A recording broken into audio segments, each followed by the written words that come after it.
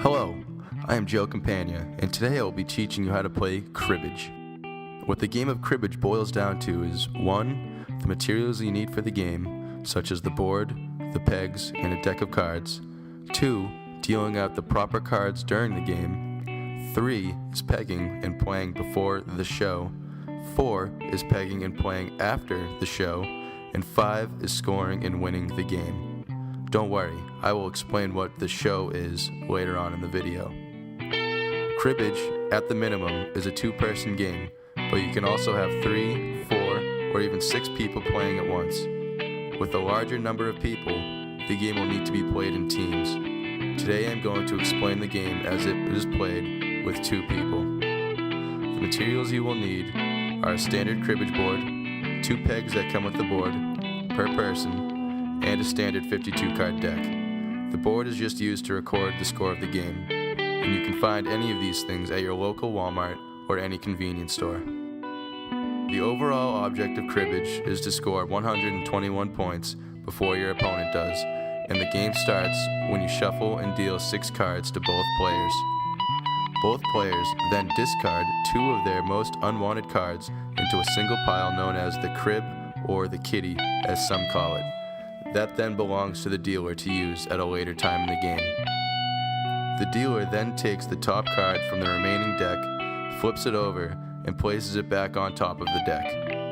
After the show, both players in their final 5-card hand to be counted for points will use this card. Pegging is a crucial part to the game because that is how you score points.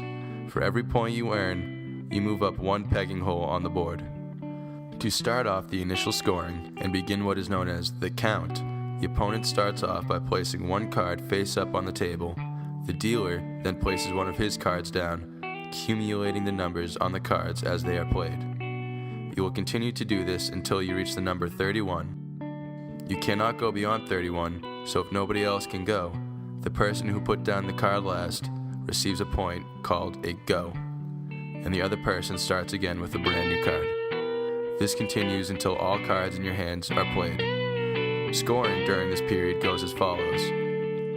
2 of a kind is worth 2 points, 3 of a kind is worth 6 points, 4 of a kind is worth 12 points, and if 3 cards are played in a row that can form what is called a run, 3 points is awarded to the person placing down that 3rd card. Any additional cards in the run after that will be worth an additional point for each card.